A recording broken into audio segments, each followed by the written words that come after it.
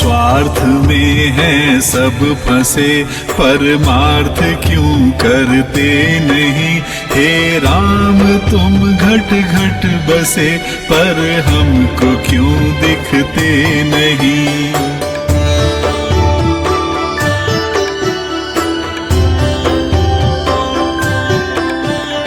स्वार्थ में हैं सब फंसे, परमार्थ क्यों करते नहीं। हे राम तुम घट घट बसे, पर हमको क्यों दिखते नहीं।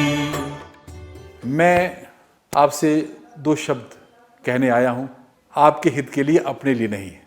टीबी एक ऐसा रोग है जो हमारे प्रदेश में बहुत ज़्यादा फैल चुका है।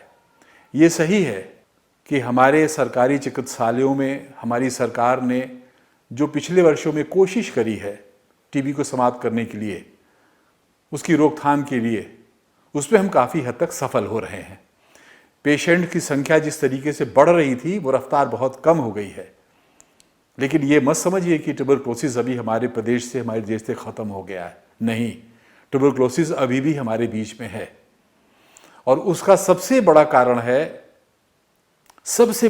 है हम स्वयं, हमें अनभिज्ञता, सामाजिक मर्यादा, लापरवाही, उपेक्षा। क्या है ये? यदि किसी को लगातार बुखार हो रहा है, वजन कम हो रहा है, कमजोरी आ रही है, खून की उल्टी हो रही है, गिल्टियां हो गई हैं गले में, तो उसको तुरंत सरकारी चिकित्सालय में जाकर, जो सीएचसी हमारी हैं या जो हमारे बड़े मुख्य चिकित्सालय हैं जिले के हैं, हर जगह मशीनें पहुंच गई हैं जहां पे निःशुल्क टेस्टिंग होती है ट्यूबरक्लोसिस की। वहां पर टेस्ट करवाइए। यदि ट्यूबरक्लोसिस है तो सरकार की जिम्मेदारी बन जाती है, सरकारी चिकित्सक आपको जो विश्व की सबसे बढ़िया दवाइयां हैं टीबी की, वो दवाइयां देगा। आपको हर महीने आपके खाते में सरकार अच्छा खाएं आप, इसलिए 1000 रुपया देती है, सीधे खाते में जाता है पैसा, जब तक आपका इलाज होता है। ये मत सोचिए कि सरकारी अस्पताल में सस्ती दवाइयां मिलती हैं। टीबी में जो विश्व की सबसे अच्छी दवाइयां, महंगी दवाइयां हैं, वो दवाइयां सरकार बाजार से क्रय करके टीबी के पेशेंट को दे रही है।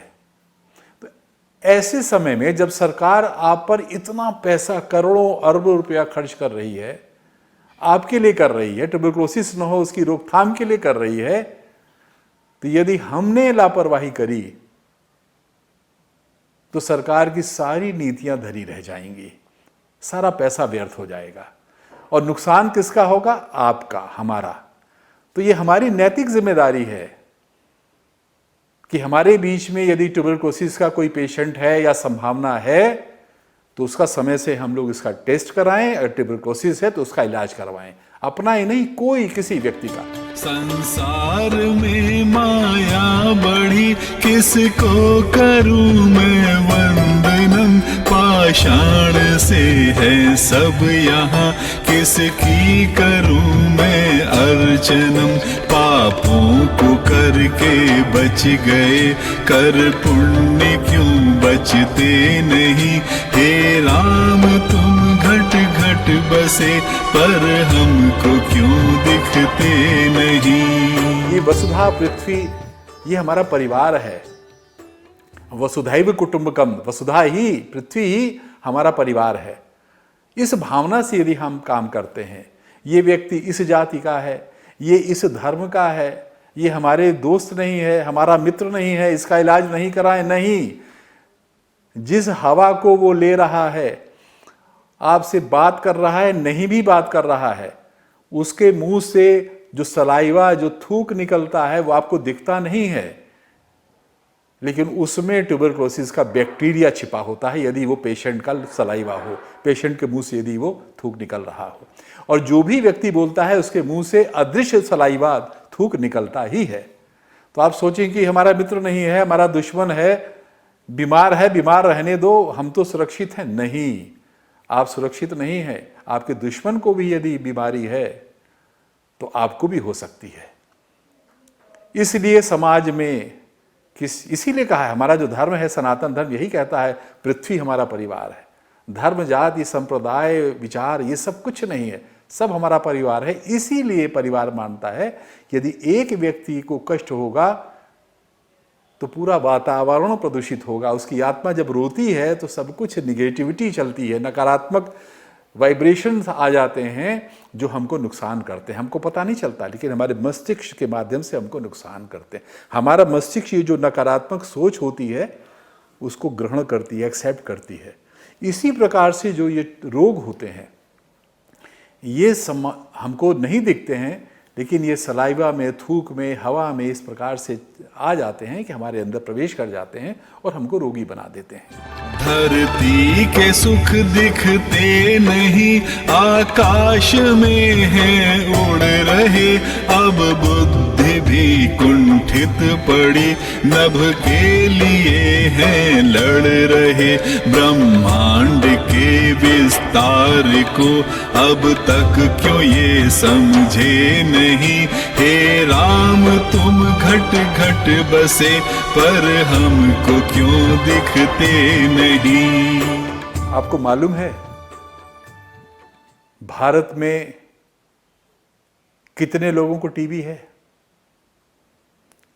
जितने लोगों को पूरे भारत में टीबी है उसका 25% भाग उत्तर प्रदेश में रहता है, और जितने लोगों को टीबी पूरे विश्व में है उसका लगभग 29% भाग भारत में है। मतलब समझ गए ना कि भारत में टीबी के पेशेंट बहुत ज़्यादा हैं और भारत में उत्तर प्रदेश में सर्वाधिक हैं। हो सकता है आपके घर में कोई टीबी का पेशेंट हो सकता है आपका कोई मित्र टीबी का पेशेंट हो सकता है कि जिस ऑफिस में आप बैठ रहे हैं उस ऑफिस में आपका कोई साथी टीबी का पेशेंट हो सकता है कि जिस बस से यात्रा कर रहे हैं, ट्रेन से यात्रा कर रहे हैं, जिस कार में बैठ के आप यात्रा कर रहे हैं उसमें कोई टीबी का पेशेंट हो, ड्राइवर पेशेंट हो। यदि ऐसे लोगों के साथ आप हैं तो निश्चित जानिए कि आपको भी टीबी हो जाएगी। तो आपकी क्या जिम्मेदारी अपनी सुरक्षा के लिए नहीं बनती है कि यदि किसी को बहुत समय से बुखार हो रहा हो, उसके गले में गिल्टी पड़ रही हो, उसको कभी खून की उल्टी हुई हो, उसको कमजोरी महसूस हो रही हो लगातार, उसका लगातार वजन कम हो रहा हो, तो उसको टीबी के टेस्ट का सलाह नहीं देना चाहिए आपको? टीबी के उपचार के लिए उसकी सहायता नहीं करनी चाहिए? करनी चाहिए। इसलिए यदि उसकी आपने सहायता नहीं करी, उसको टीबी का इलाज ठीक से नहीं मिला, तो आपको भी टीबी हो जाएगी।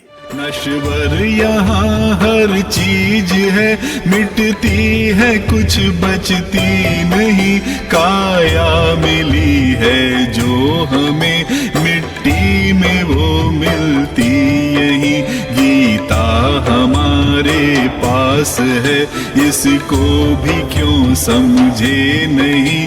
हे राम तुम घट घट बसे, पर हमको क्यों दिखते नहीं। हमारे घर में यदि कोई वृद्ध है, हमारा कोई सेवक वृद्ध है, या हमारा कोई रिश्तेदार वृद्ध है, कोई ऐसा व्यक्ति जो कि निशक्त है, अपनी मदद नहीं कर सकता है, अपना चेक नहीं करा सकता है, अस्पताल नहीं जा सकता है, ये हमारी ड्यूटी है, हम भारतीयों की ड्यूटी है। हमारा सनातन धर्म कहता है कि ये विश्व हमारा कुटुंब है, परिवार है। यदि विश्व में किसी व्यक्ति को कोई कष्ट है तो हमें उसको देखना चाहिए। हमारी जिम्मेदारी है, हमारा उत्तरदायित्व है कि उसके कष्ट का निवारण हम करें। यदि उसको रोग है तो उसका उपचार हम कराएं। तो यदि कोई ऐसा व्यक्ति है जो अपना इलाज नहीं करा सकता, तो हमारी ड्यूटी है कि हम उसको ले जाएं और सरकारी अस्पताल में। अब तो हर CHC पर, जो प्राथमिक स्वास्थ्य केंद्र के ऊपर एक होता है CHC, हायर चिकित्सा केंद्र होते हैं, ऑलमोस्ट हर ब्लॉक लेवल पे आपको मिल जाएंगे, तहसील लेवल पे मिल जाएंगे। CHC पे जाकर आप उसकी चेकिंग करा सकते हैं, निःशुल्क चेकअप होता है। मशीन उसका टेस्ट करके बता देती है कि हाँ इसको टीबी है कि नहीं है। और फिर जब इलाज में यदि टीबी उसको पाई जाती है तो सरकार उसको निःशुल्क उसका इलाज करती है। इतना ही नहीं, जो विश्व की सबसे अच्छी दवाइयाँ वो तो देती ही है उसको। उसको अच्छा भोजन मिले, इसके लिए हर महीने सरकार उसके खाते में सीधे 1,000 रुपया ट्रांसफर करती है जब तक उसका इलाज होता है। तो आइए मेरे साथ ही प्रतिज्ञा करिए कि हम लोग सरकार के प्रयासों का मन से सहयोग करेंगे, ट्यूबरकुलोसिस को इस देश और प्रदेश से उखाड़ के बाहर फेंक देंगे।